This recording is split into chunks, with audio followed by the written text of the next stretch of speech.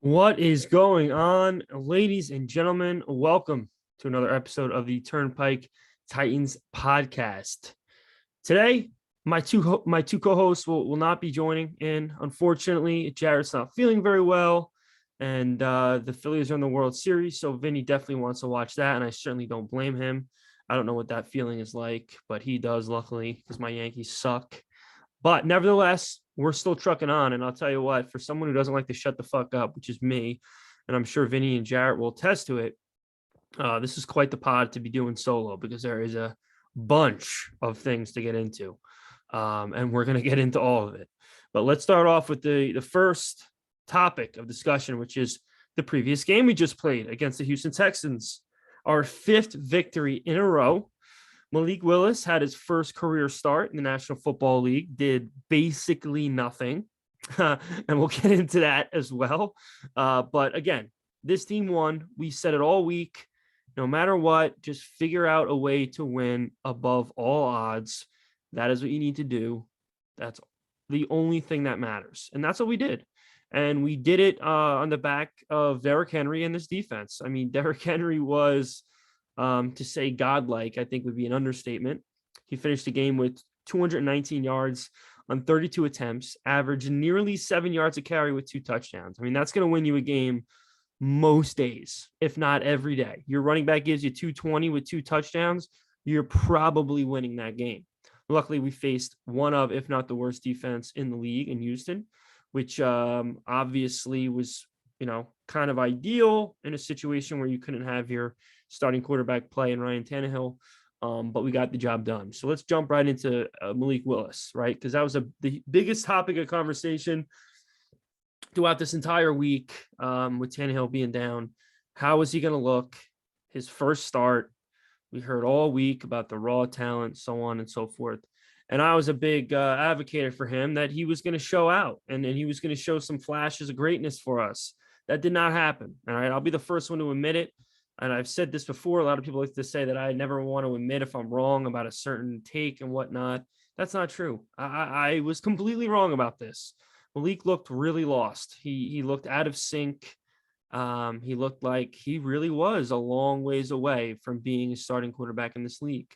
And again, I have no problems admitting it. Do I think that's the end of it? Do I think he has no chance of progressing? Of course not. If you watch any of his film, not just good, but any of his film at Liberty, any of his film in the preseason, there's that component to his game that is, almost unmatched in ways where, or at least as good as some of the other elite quarterbacks, the way he can, escape pressure. We've seen his ability to throw on the run. He has those intangibles. It's just a matter of, one, if there is some sort of nervousness to get that away, and two, figure out how to dissect NFL defenses, which he has not yet to do. So again, I was wrong about what we were going to see from him on Sunday. I'll be the first one to admit it and the last one to admit it, but I'm not willing to throw away, the key on him in any way, shape, or form. And let's not forget, the guy didn't have optimal conditions. Okay. Yes, it was a horrible defense. I will say that it was one of, if not the worst, but you got Robert Woods, Nick Westbrook, and who else knows to throw to. It's not going to be easy. You need guys that can get open, and we're having issues getting guys open. So, and the O-line still was nothing to write home about. They weren't. They were better than I expected, but still, there's a lot to be desired with our offensive line, and we got to hope that they figure it out, because this is it. What we got is what's it, and we're gonna have to make do with it. But all in all, because we typically give our quarterbacks a grade, this is the first time it hasn't been Ryan Tannehill. We're gonna continue with that. I'll give Malik Willis a C minus. Give him a C minus. There was a couple throws that he made that equated to a first down. I'll give him that. He made a heroic effort to get in the end zone on that one play that he rolled out left. But the pick was awful. The pick was terrible. Cody, and then again, this is what I'm going back to. When you got guys like Cody Hollister out there, who is just not an NFL wide receiver by any stretch of the imagination, it's going to make your life a lot more difficult. I mean, he just flat out flopped. And no one's going to tell me if it was anyone else, even Robert Woods, that if that play wouldn't have been an incompletion rather than an interception the other way for, I think it was close to 35, 40 yards. So I'm going to give him a C minus. Hopefully now I will solidify it and say it. Hopefully this is the last we see of him this year. And then we got to pray that, next year, if his time is next year, that all of these flaws in our offense are corrected and we can give him the best opportunity to succeed with an incredible running back like Derrick Henry behind him. So, we got that to look forward to, but all in all, wasn't impressed with Malik. I have no issue saying it. Going into Derrick Henry, absolutely unbelievable. As I mentioned, 220 yards. That defense was Swiss cheese, but still, this is the National Football League. Getting 200 yards is something that very few running backs have ever done, and he's done it 6 times now. So, an incredible feat. He was the only reason we won this game. Defense obviously was a huge component, but defense didn't score any points. Derrick Henry scored points, and that's why without him, I just there was no way we were winning that game. I mean, Hilliard had, I think, over 100 too, which, was great. We don't get him nearly involved enough. I've been saying that for weeks. He should be getting throws galore with what he's done every time he's caught a pass in the backfield. We don't do it nearly enough. Every time we do it, it's a wonderful play for a lot of yards, but we just like to do it like maybe once, twice a week. Hopefully that changes. Todd Downing had a very creative misdirection run last week. I will give him that. I was very impressed. Derrick Henry rolled out to the left, hiked the ball. Hilliard's right there. Boom, right side. I think he got 25 yards. That's the creativity that we need with what we have in order to succeed. Plays like that. Look at the Giants. Look at the Chiefs, okay? They are being creative, and it's allowing them to do great things. And for the Giants, allowing them to do great things with, again, a very similar situation to ours, where they have a very, very good running back and not much else, but they're creative. Daniel Jones, they're making Daniel Jones run. They don't give a shit. They're selling out to win, and it's working. And we need to do, similar things. I'm not saying we need to have Tannehill run 12 times a game. That is not what I'm trying to say at all. But misdirections, things like that, you need to see that more often, and hopefully we can turn those into points. Because again, we're still having an incredibly difficult time scoring. And that needs to change because the juggernauts are on the horizon for us opponent-wise. So really happy with Derrick Henry, really happy with the defense. And that's really it. That's all you can really say about that game. We won. We're 5-2. The Colts lost. The Texans lost. The Jaguars lost. This division is, to say ours to lose is an understatement.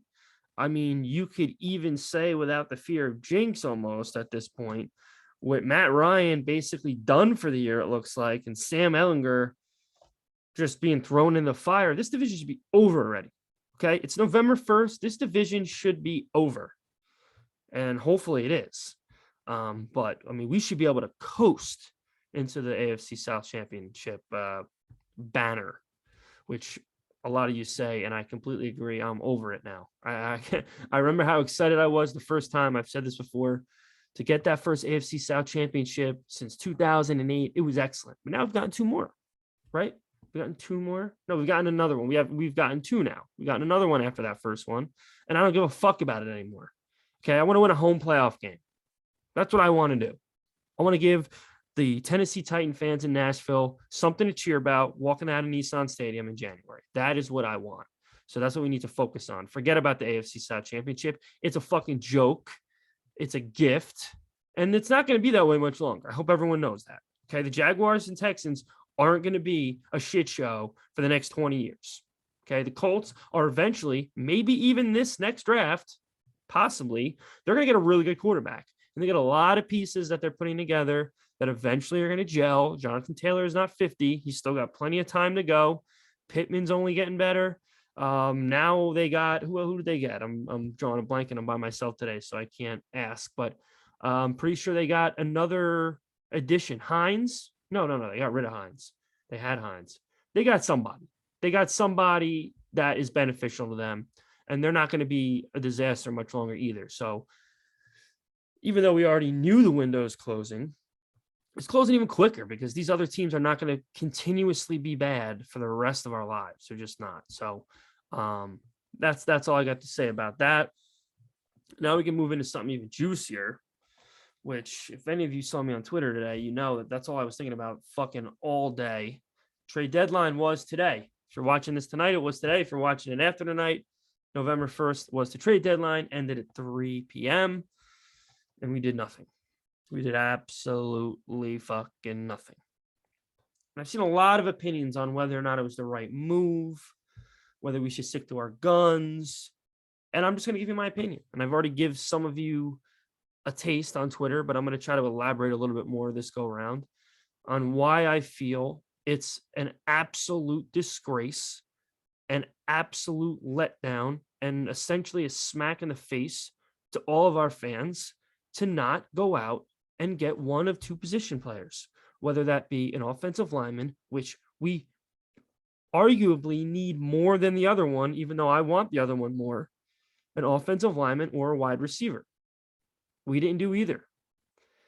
And now for the remainder of the year, we have to hope and pray that Treylon Burks is the real deal. And we got to hope and pray guys like Daly and Brewer and Ray Dunes can put it together.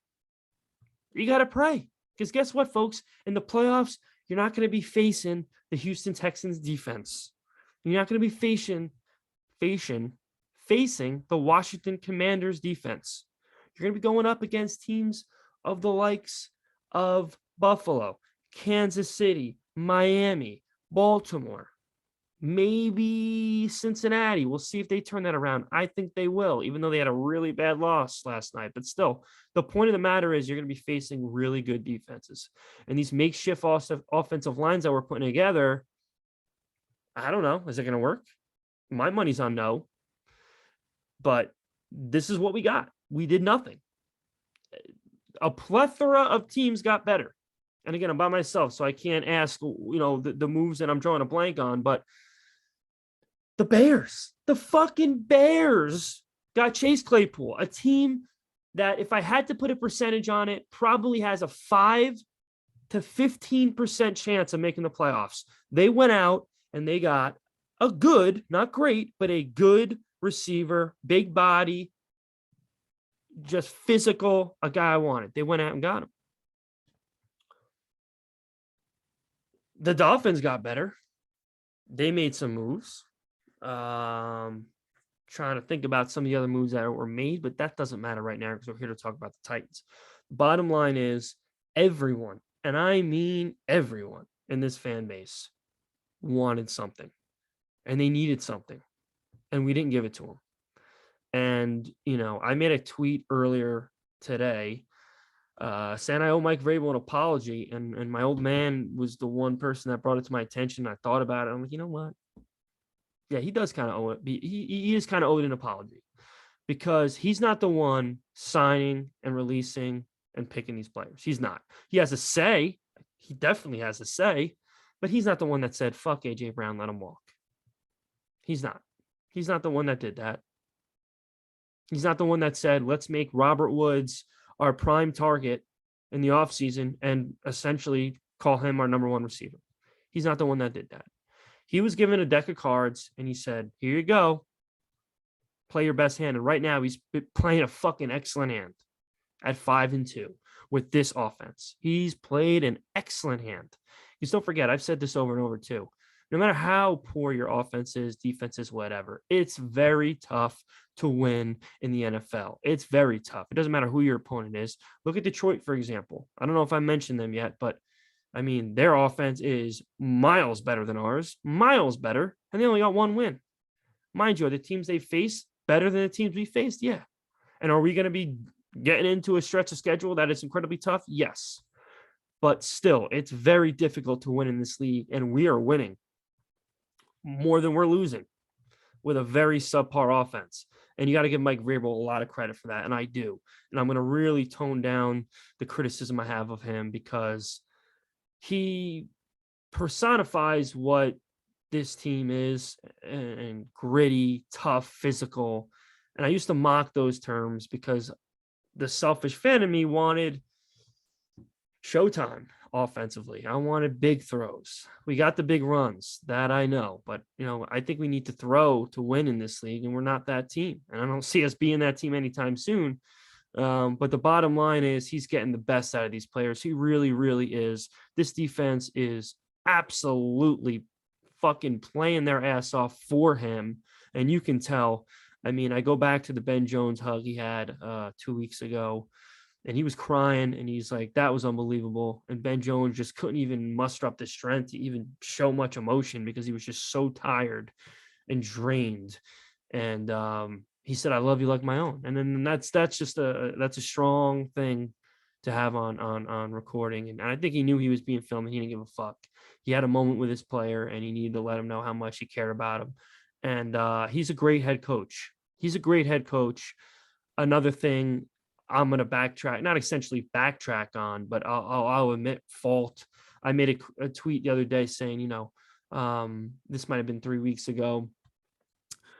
This is a what have you done for me lately league, and I don't know what Mike Vrabel's done for the Titans lately. That was a stupid thing to say.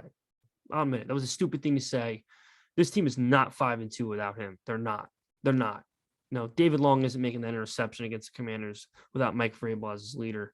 Kevin Byard's not tipping that pass in the end zone against the Raiders without Mike Vrabel, the leader of this team. And I need to show appreciation for that. And that's what I'm trying to do now. He's a good coach. He's a great coach. And, the any given Sunday mindset going into the playoffs has to apply with him at the helm. That doesn't mean your general manager shouldn't put you in the best position to win, which he has not done. But, I'm going to lay low on Mike Vrabel for a while. So back to the trade deadline, we're waiting just hours and hours, seeing all these teams get better. And we just chose not to do it. We chose not to do it. We didn't think Chase Claypool was worth a second rounder. We didn't think Brandon Cooks was worth whatever the fuck they were looking for, which I can't assume was very much, considering I don't think he has a contract next year.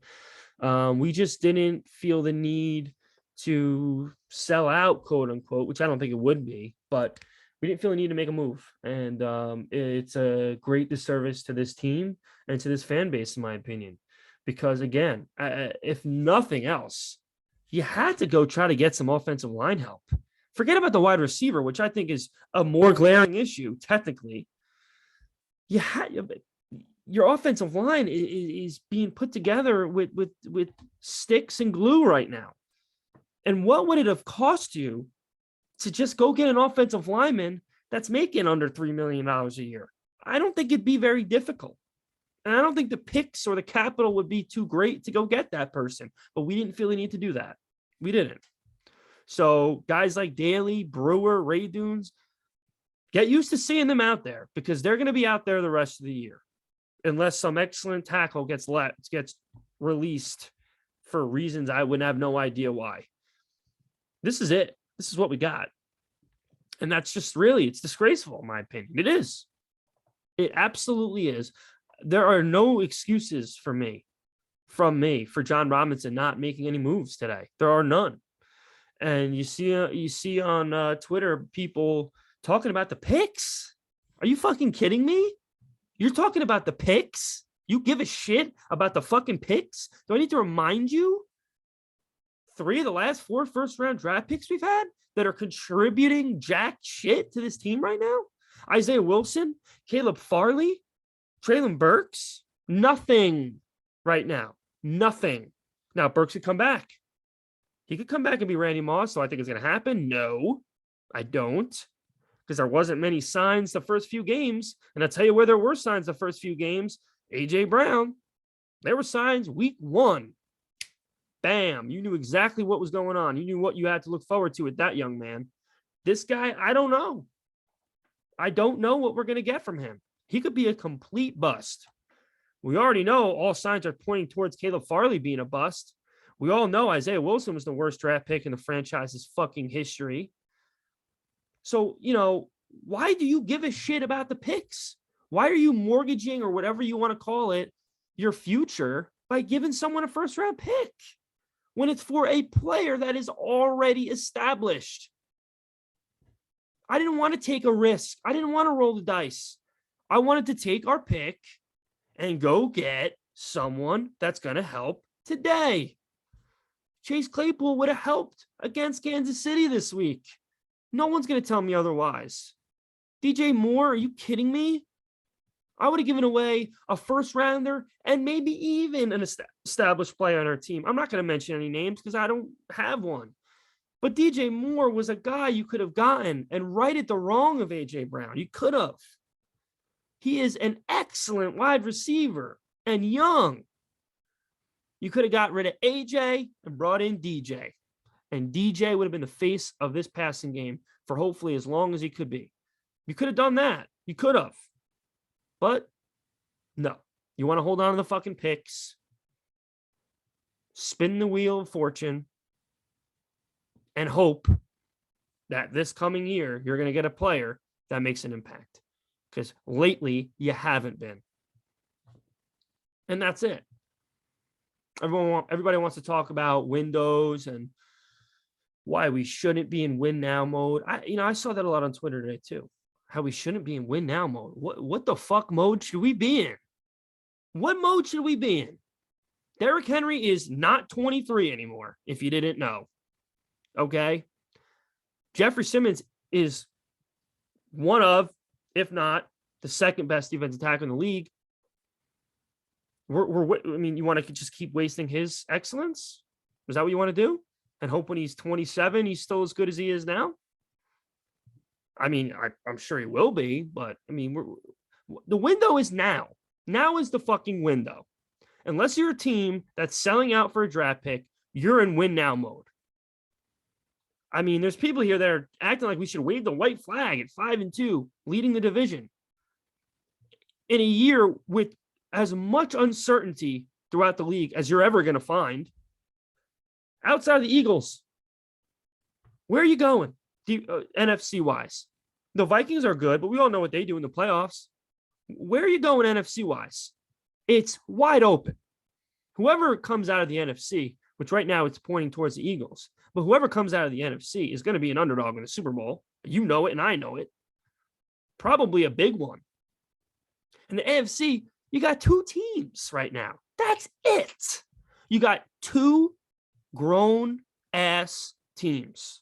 You got the Buffalo Bills and the Kansas City Chiefs. Everybody else is a coin flip, what you're going to find on a Sunday. If this ain't win now mode, then I don't know what is. Above all else, starting out 0-2, looking like we weren't going to be able to beat a fucking D3 college team. We're 5-2, best team in the division, almost going to coast to the AFC South Championship. And the AFC is wildly more open than we expected going into the year. Did we expect Denver to be a shit show? Did we expect the Raiders to be a shit show? Did we expect the Bengals to be a shell of themselves? No. Do we expect even the Ravens to be lackluster so far? No. We expected to come into this year on the way bottom looking up in the AFC. And guess what? That's not what happened. Right now, we're the number 2 seed in the AFC, if you didn't know. That'll probably change Sunday night. But for the time being, we're in win now mode. We should want to win a Super Bowl this year. So giving away a first-round pick to give yourself a legitimate number 1 receiver for this year is a no-brainer, in my opinion. Now, again, I'll say this again. I didn't want us to go rent someone for a second-rounder or, in some cases, maybe even a first-rounder. That's not what I wanted to do. I wanted to give up whatever was necessary to get a certified number 1 receiver that we can build around, because we did not build around the guy that we all thought was never going to play for another team, in A.J. Brown. And I want to bring up something quickly about him. that I want to have on record here, because I haven't even said anything like this on Twitter, to be honest. I get it. I get it now with him. I do. I get it. He probably loved the city. He probably loved the fans because we all loved him. But he wants to be a champion and he wants to be one of the greatest of all time. And he wasn't going to do it here because we're so set in our ways of being a ground and pound football team that, his ceiling was probably 1,200 yards with us. And look what he's doing in Philly right now. That's what he wanted. And added bonus, he's with his best friend. He didn't owe us anything. He didn't owe us a fucking thing. So another thing I'm going to completely go away from starting tonight. I'm not going to be being a douchebag to AJ Brown. Not like he fucking knows who I am anyway. But as far as like memes and shit on Twitter, responding to things he says, I'm done doing that because I get it. Because as much as this is a business, which even if it was strictly a business, he made the right decision because he's getting paid more than we were going to pay him. But this is a game where people want to win. They want to win. They want to win championships. That's how you get your jacket in Canton. You win. Yeah, the stats could do it too, but winning is the easiest way to do it. And he's going to have a hell of a better chance with the Eagles than he is currently with this team. That's for fucking sure. So I don't blame him anymore. I don't. You don't think in the back of his mind he was saying to himself, well, should I take maybe a little bit more of a team-friendly deal, stick with the team that drafted me, or should I go to that other NFC team that had a wild offseason with a young quarterback, with a stud wide receiver already next to me, and basically the organization saying, come be our number one guy.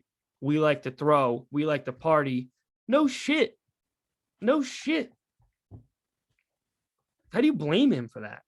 How do you get upset at him for that? He doesn't owe you anything. He's not born in Nashville. He's not a Titans fan. So I had to get that out too. Because obviously from what you're seeing from this team, the writing's on the wall of that whole situation. And he benefited greatly from it. And I wish him the best. I do. If he wins the Super Bowl with the Eagles, yeah, I'm going to cry myself to sleep for about a month. Yeah, I'm going to. But man to man, looking at it, from a step back, it makes so much sense why he did what he did. So much sense. And now he is the true number one receiver that we all knew he already was, but you couldn't really tell because, we didn't utilize him enough. We didn't. That just shows you how good he is, because we didn't treat him like the face of the offense when he should have been, because that was only going to help Derrick Henry. And he still was able to break 1,000-yard seasons. So, I mean, wait till you see his final stat line for the Eagles this year, and then tell me that, fuck AJ Brown. So I had to get that out too. I think we're going to wrap up. I got a lot off my chest. I did. We got a pivotal matchup coming up. Oh, of course. Let's talk about that briefly. We got a pivotal matchup. Some would call it pivotal.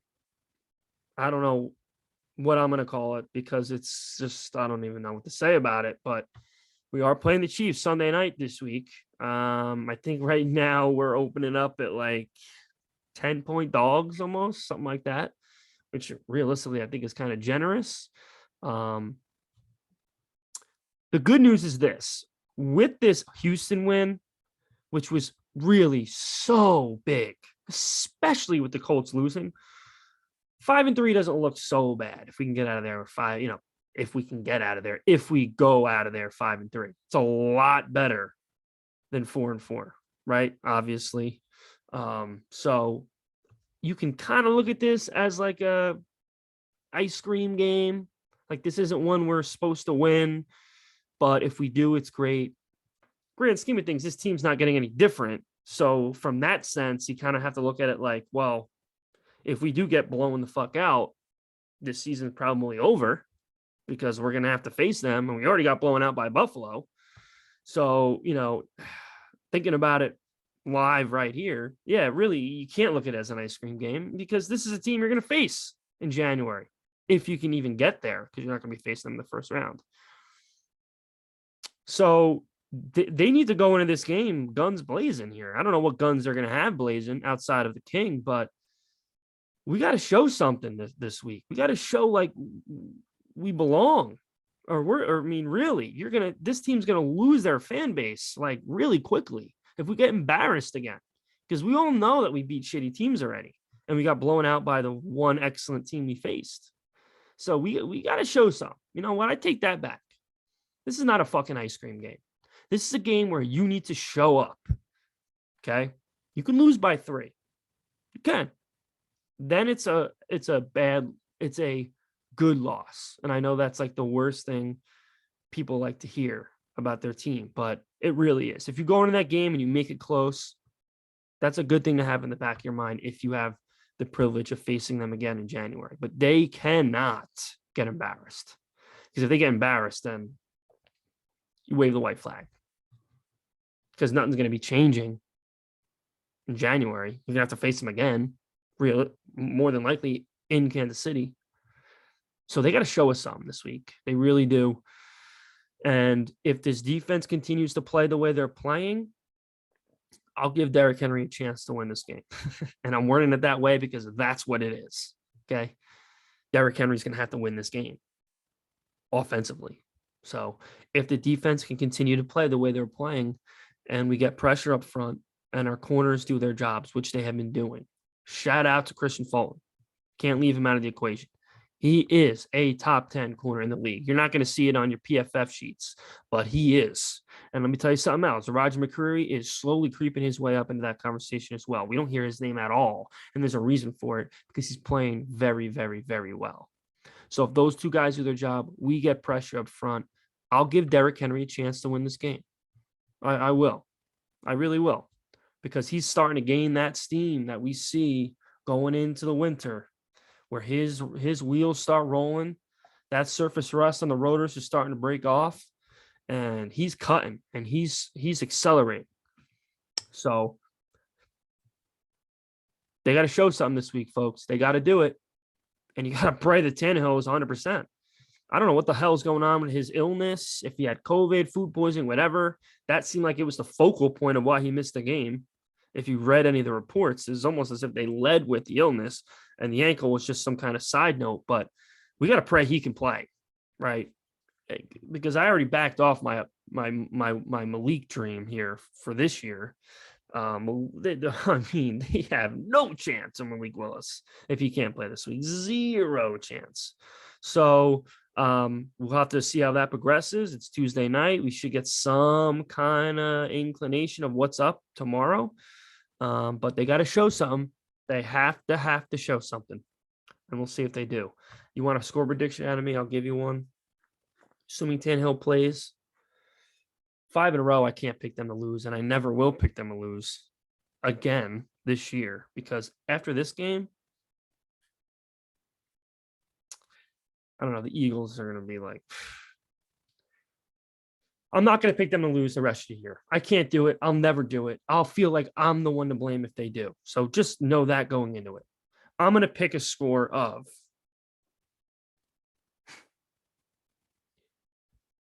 21-20. That's our only hope. That's our only hope. We scored 3 touchdowns. They somehow scored 2 with 2 field goals. The defense has to show up with flying colors.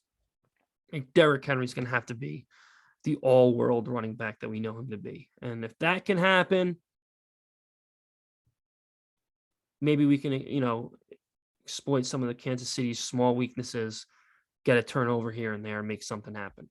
Obviously, Arrowhead is the hardest place to play, or at least one of the hardest places to play in the National Football League. So that's not going to help our case. But crazier things have happened. This is our next test. Buffalo is a test. We failed it miserably. This is our next real test. And we'll see what happens. So 21-20 is my score prediction. I'm sure there's plenty of stuff I want to say tonight that I'm forgetting. But that's all I got. So, and I did forget to say this in the beginning again, which I always do, and I'm sorry for it. But if you were kind enough to watch this whole thing through on YouTube, please do us a favor, or even Apple, Spotify, whatnot. Do us a favor, subscribe, thumbs up, tell your friends about this asshole from New Jersey that thinks he knows what he's talking about. Sometimes proven he doesn't. My two co-hosts will be back next week. They obviously add so much to the pod as well. Help us. We're trying to continue to grow as a group, and we want to maybe branch into other things. This is where we're starting, and we need all the help we can get. So do us a favor, click that thumbs up, click that subscribe, comment. Go ahead and tell me that you think I'm wrong about everything. I don't even care. Tell me. Say, listen, Sal, what the fuck are you talking about? Derrick Henry's playing at an elite level. He's gonna beat everyone in his way. He's gonna have a $190 at least every game for the rest of the year. You're a moron. Go ahead, tell me that. And then I'll come back at you and say, okay, well, let's talk when it continues to happen. But help us out as best you can. I'm going to leave us off. As always, tighten up. And please, God, Tannehill, get a massage on that fucking ankle. Hit up Watson if you have to. That might have been a little out of pocket, but I'm sorry. I'm upset. We didn't get anyone in the fucking deadline. Peace.